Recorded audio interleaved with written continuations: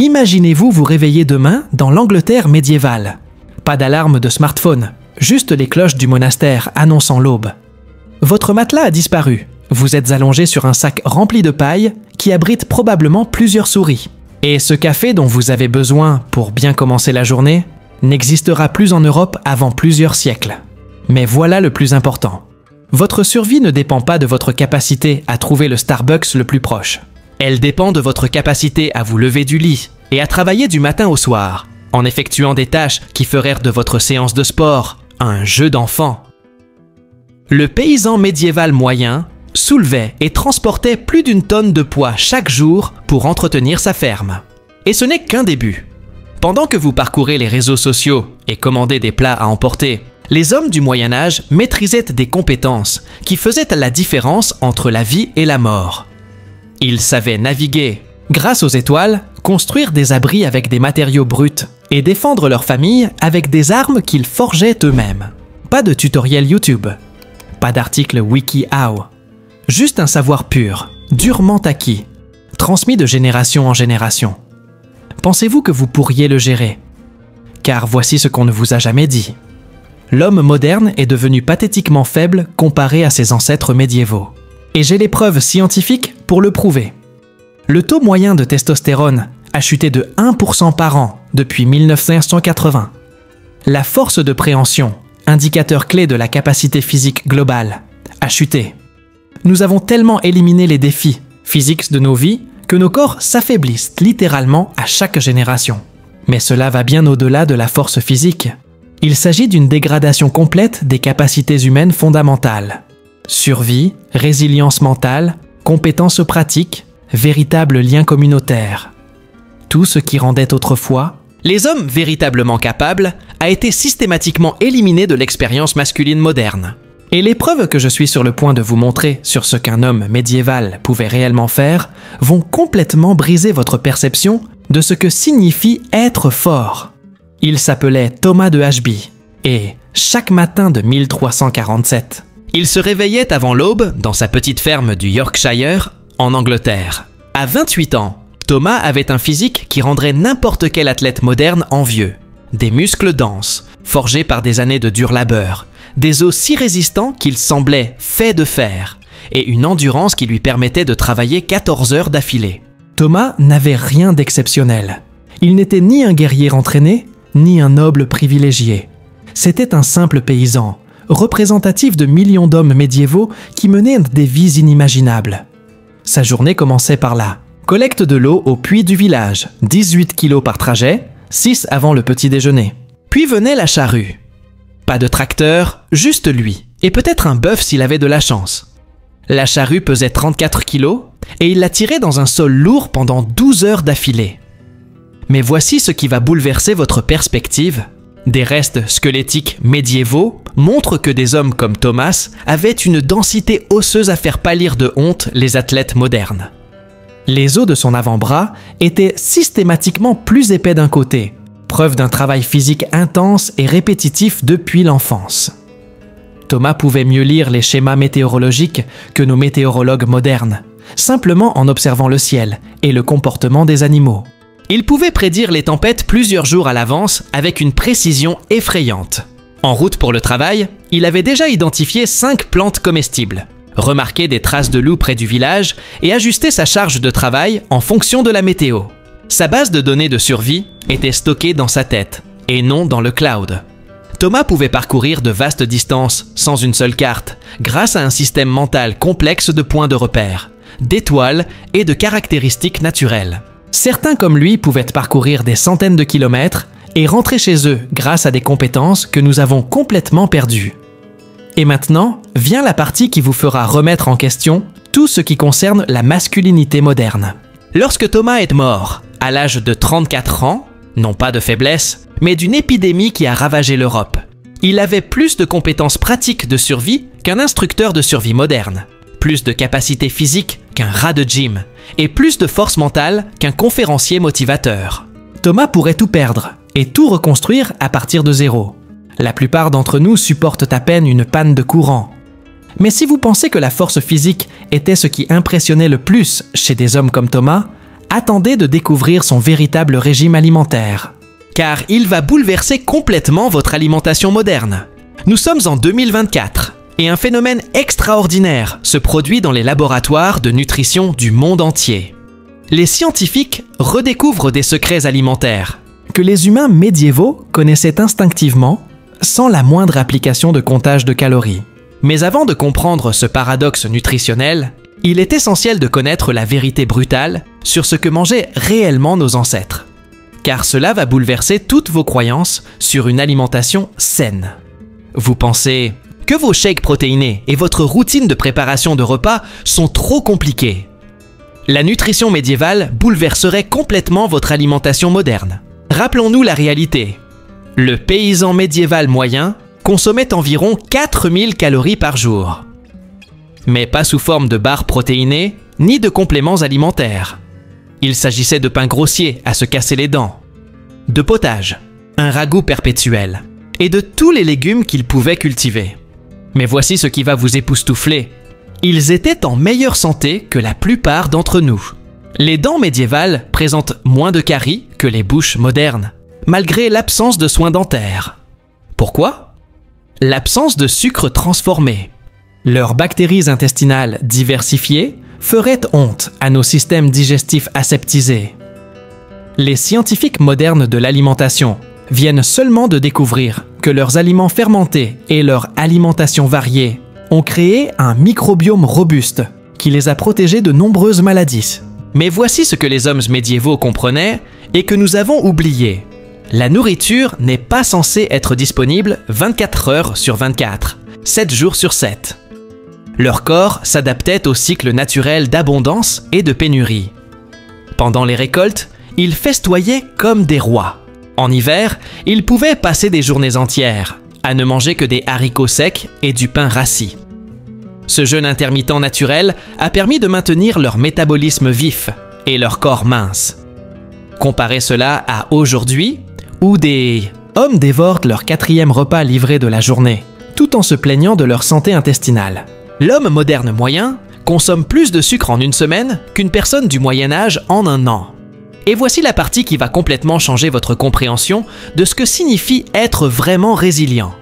Parce que ce que je suis sur le point de vous révéler sur les techniques de survie médiévale va faire ressembler les émissions de survie télévisées à du théâtre pour enfants. Témoignage faisant autorité. Dr Marcus Sheffield, archéologue spécialisé en physiologie médiévale. Les restes squelettiques médiévaux révèlent des adaptations physiques spécifiques rarement observées aujourd'hui. Ils ont développé une densité osseuse supérieure à celle des athlètes modernes, et leurs cerveaux ont développé des voies neuronales de navigation différentes de celles de nos esprits dépendants du GPS. Ce que le docteur Sheffield omet de mentionner dans ses conférences, c'est l'ampleur de cette différence. Les données sont dévastatrices pour notre compréhension des capacités humaines modernes. Connaissances exclusives. Chaque homme du Moyen-Âge était une véritable encyclopédie ambulante de la survie. Il pouvait décrypter les conditions météorologiques mieux que nos météorologues modernes, simplement en observant le ciel et le comportement des animaux. Témoignage d'experts, Dr Catherine Morrison, nutritionniste évolutionniste. La diversité du microbiome médiéval était extraordinaire. Leur système digestif traitait les aliments fermentés et divers régimes alimentaires d'une manière que nos intestins modernes, aseptisés, ne peuvent reproduire. Leur système immunitaire était d'une force exceptionnelle. Le docteur Morrison a découvert quelque chose qui change notre compréhension. Les hommes médiévaux avaient un concept appelé « souffrance productive ». Ils croyaient qu'affronter les difficultés de front les rendait plus forts, plus sages et plus capables. Révélation choquante d'un initié. Vous cherchez une astuce culinaire médiévale qui choquerait les nutritionnistes modernes? Ils buvèrent de la bière à la place de l'eau. Non pas pour se saouler, mais parce que le processus de fermentation la rendait plus sûre que la plupart des sources d'eau. Enfant compris. Et cette bière contenait plus de nutriments que la plupart des boissons diététiques modernes. Les preuves archéologiques montrent que le paysan médiéval moyen était mieux entraîné au combat que de nombreux soldats modernes. Il n'y avait pas de distinction entre combattants et non-combattants. Chacun était censé être prêt au combat. Le professeur Whitmore a découvert des preuves qui n'ont jamais été rendues à ce public. Dès l'âge de 7 ans, la plupart des enfants apprenèrent déjà à manier des armes au quotidien. Non pas par désir, mais parce que leur survie en dépendait. Spécialiste finale, Dr Elena Rodriguez, psychologue spécialisée en résilience mentale. Les archives médiévales révèlent des taux remarquablement faibles de ce que nous appellerions aujourd'hui anxiété et dépression. Ils surmontèrent les traumatismes et le stress grâce à la communauté, au travail physique et à une profonde compréhension des difficultés inhérentes à la vie. Ils ne s'attendèrent pas au confort, ils s'attendaient à des difficultés et étaient mentalement préparés à cela. Mais si comprendre leurs capacités individuelles vous choque, attendez de découvrir comment leur système communautaire fonctionnait réellement, car cela ferait passer nos réseaux sociaux pour une blague minable. Vous souvenez-vous de Thomas Ashby, le paysan dont nous parlions au début? Celui qui pouvait travailler 14 heures d'affilée et prédire le temps avec une précision effrayante? Eh bien, il y a quelque chose à propos de Thomas que je ne vous ai pas dit. Quelque chose qui va bouleverser votre compréhension de ce que signifie la véritable force d'une communauté. Quand je vous ai dit au début que les hommes du Moyen-Âge étaient polyvalents, je n'exagérais pas. Mais la véritable force de Thomas ne résidait pas seulement dans ses muscles ou ses compétences. Elle provenait de quelque chose que nous avons presque complètement perdu. La véritable communauté. Oubliez tout ce que vous savez sur l'espace personnel et le temps pour soi. La vie médiévale était un exemple magistral d'interdépendance communautaire. Voici quelque chose qui va vous époustoufler. Les villages médiévaux avaient un système de soutien social si efficace que le nombre de sans-abri était pratiquement inexistant. Lorsqu'une maison brûlait, toute la communauté la reconstruisait, généralement en quelques jours. Les gens du Moyen-Âge n'étaient pas seulement responsables d'eux-mêmes et de leurs familles proches. Ils faisaient partie d'un réseau complexe d'obligations mutuelles. Le problème de votre voisin était aussi le vôtre. Sa récolte a été mauvaise, vous avez partagé la vôtre. Sa grange avait besoin d'être reconstruite et tout le monde s'est déplacé. Non pas parce qu'ils étaient des saints, mais parce que la prochaine fois, ce serait peut-être vous qui auriez besoin d'aide. Voici la clé de la vie communautaire médiévale. Ils avaient quelque chose que nous avons presque complètement perdu, de véritables responsabilités sociales. On ne pouvait pas simplement se défaire de ses responsabilités et déménager dans une autre ville. Sa réputation était sa monnaie d'échange, et tout le monde savait exactement quel genre de personne on était. Les documents médiévaux montrent que la pression sociale était plus efficace pour maintenir l'ordre que l'application de la loi. Comparez cela à aujourd'hui, où nous avons des milliers d'amis sur les réseaux sociaux, mais connaissons à peine nos voisins. Nous avons créé un monde où il est possible d'être complètement isolé tout en étant connecté en permanence. Les gens du Moyen-Âge trouveraient notre version de la communauté absolument bizarre. Tout en surface, sans substance. La curiosité morbide atteint son paroxysme, mais la différence la plus frappante résidait peut-être dans leur perception de la réussite individuelle. Au Moyen-Âge, la réussite personnelle ne signifiait rien si elle ne bénéficiait pas à la communauté. Un artisan qualifié ne se contentait pas de fabriquer des produits. Il formait la génération suivante, contribuait à des projets communautaires et préservait des connaissances essentielles à la survie de tous. Le rappel final est le plus choquant. Et voici le lien le plus dévastateur. Thomas pourrait tout perdre et tout reconstruire à partir de zéro parce qu'il avait quelque chose que nous avons complètement perdu.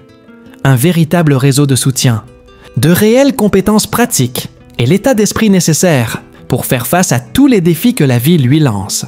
Parce que ce que je suis sur le point de vous révéler maintenant sur la question de savoir si un homme moderne pourrait réellement survivre à l'époque médiévale va être la confrontation à la réalité la plus brutale que vous ayez jamais. Entendu, le début de la révélation finale. Alors, un homme moderne survivrait-il à l'époque médiévale? La dure vérité, c'est que la plupart d'entre nous ne survivraient pas aux premiers mois. Et ce n'est pas seulement dû aux difficultés physiques, c'est un état d'esprit complètement différent que nous avons perdu. Le processus détaillé. Les hommes médiévaux avaient quelque chose que nous avons échangé contre du confort. Ils étaient des êtres humains complets, capables de gérer presque toutes les situations que la vie leur réservait. Pensez à tout ce que nous avons abordé. Les exigences physiques qui briseraient la plupart des sportifs. Les techniques de survie qui allèrent bien au-delà des émissions de survie à la Bear Grylls. La force mentale qui ne nécessitait ni application thérapeutique, ni podcast de motivation. Le moment d'horreur maximal. Les liens communautaires qui font que les médias sociaux semblent être une pâle imitation des véritables relations humaines. Mais voici la terrible vérité. Les hommes du Moyen-Âge n'étaient pas surhumains. C'étaient simplement des humains fonctionnant à leur plein potentiel. Une expérience que la plupart d'entre nous n'avons pas connue depuis des générations. Le paysan médiéval moyen avait plus de compétences pratiques qu'un expert en survie moderne, plus de capacités physiques qu'un accro à la gym, et plus de force mentale qu'un conférencier motivateur. La preuve la plus accablante, il pourrait tout perdre et tout reconstruire à partir de zéro. La plupart d'entre nous supportent à peine une panne de courant ou un smartphone cassé, la vérité la plus dérangeante. Mais voici le rebondissement, qui va tout changer. Il ne s'agit pas de romancer le passé, ni de regretter de revivre cette époque. Il s'agit de comprendre quelles capacités humaines fondamentales nous avons perdues, et comment les retrouver. Car voici la vérité que personne ne veut admettre. Nous avons créé un monde si confortable, si sûr, si exempt de véritables défis, que nous avons littéralement atrophié nos capacités humaines de base. La révélation la plus effrayante, au Moyen-Âge, la mort, la maladie, la guerre et la famine faisaient partie intégrante de la vie. Et ils ne se contentèrent pas de survivre, ils prospéraient, créaient, bâtissaient des communautés et transmettaient leurs connaissances aux générations suivantes. Nous nous plaignons lorsque le Wi-Fi tombe en panne pendant 5 minutes. Alors voici la question qui devrait vous tenir éveillé ce soir. Que se passera-t-il lorsque notre bulle de confort moderne éclatera enfin? Lorsque les systèmes dont nous dépendons échoueront, lorsque nous devrons nous appuyer sur des compétences humaines fondamentales dont nous avons oublié l'usage. Les hommes du Moyen-Âge étaient préparés à tout, car l'adversité était leur entraînement quotidien. Nous avons rendu l'adversité si rare que lorsqu'elle survient, elle nous anéantit complètement. Si cette comparaison brutale entre hommes médiévaux et modernes vous a amené à vous demander si vous êtes réellement préparé aux défis de la vie, il est peut-être temps de retrouver certaines de ces capacités perdues. Abonnez-vous, car les prochains secrets de la véritable force masculine remettront en question toutes vos croyances sur la masculinité dans le monde moderne. Car la prochaine vidéo vous dévoilera les techniques spécifiques pour développer ne serait-ce qu'une fraction de l'endurance mentale et physique que ces hommes possédaient naturellement. Et je vous garantis que ce sera plus brutal que n'importe quel programme d'entraînement que vous avez déjà vu.